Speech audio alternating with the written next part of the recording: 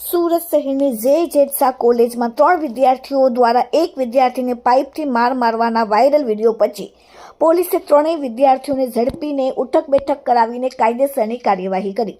જે.જેડ. શાહ કોલેજમાં ભયનું વાતાવરણ ફેલાવનાર વિદ્યાર્થીઓ સામે અમરોલી પોલીસે કડક કાર્યવાહી કરી. કોલેજ કેમ્પસમાં ઘૂસીને વિદ્યાર્થીઓ પર હુમલો કરનાર 2 વિદ્યાર્થી અને એક પૂર્વ વિદ્યાર્થીની ધરપકડ કરવામાં આવી છે.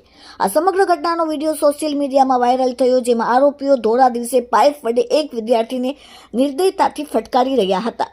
વિડીયોમાં દેખાતા દાદાગીરીના પગલે પોલીસ હરકતમાં આવી અને વાયરલ વિડીયો પછી પોલીસે તાત્કાલિક 2 વર્તમાન વિદ્યાર્થીઓ અને એક પૂર્વ વિદ્યાર્થી કોલેજ કેમ્પસમાં અંદર ઘૂસીને અન્ય વિદ્યાર્થી પર તૂટી પડ્યા હતા. હુમલાખોરોએ પાઇપ જેવા હથિયારોનો ઉપયોગ કરીને વિદ્યાર્થીને બેરહેમીથી માર માર્યો અને ભોગ બનનાર વિદ્યાર્થીને તાત્કાલિક હોસ્પિટલમાં ખસેડવામાં આવ્યો પડ્યો હતો, જ્યાં તેને માથા અને હાથના ભાગે ગંભીર ઈજાઓ પહોંચી હતી.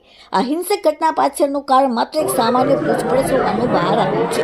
આ વિવાદે ઉગ્ર સ્વરૂપ ધારણ કરતા પૂર્વ વિદ્યાર્થી રિંકલ રબારી અને અન્ય 2 આરોપીઓ પોતાના ભાઈગીરી બતાવવા માટે હુમલો કર્યો, જેનો વિડીયો કેમેરામાં કેદ થઈ ગયો. અમરોલી પોલીસે આ ગુનામાં પૂર્વ વિદ્યાર્થી રિંકલ રબારી, હાલ કોલેજમાં અભ્યાસ કરતા આદિત્ય રબારી અને આર્યન રબારીની ધરપકડ કરી અને પોલીસે તાત્કાલિક ગણતરીના કલાકોમાં ત્રણેયને દબોચીને પોલીસે માત્ર ધરપકડ જ કરી નથી, પરંતુ આ લુખ્ખા તત્વોના કાયદામાં દર પેદા થાય તે માટે જે સ્થળે તેમણે મારપીટ કરી હતી ત્યાં કોલેજમાં લઈ જઈ તેમને ઉઠક બેઠક કરાવ્યા, રિકન્સ્ટ્રક્શન કર્યું અને તેમને સરઘસ કાઢીને કાયદાનું ભાન કરાવ્યું અને કોલેજ કેમ્પસમાં કાન પકડીને ઉઠક બેઠક કરતા ત્રણેય આરોપીઓ નજરે પડ્યા. જે કેમ્પસમાં તેઓ દાદાગીરી કરી રહ્યા હતા ત્યાં જ પોલીસે તેમની શાન ઠેકાને લાવી અને જાહેરમાં માફી મંગાવી હતી. Bureau report, daily India TV, Surat.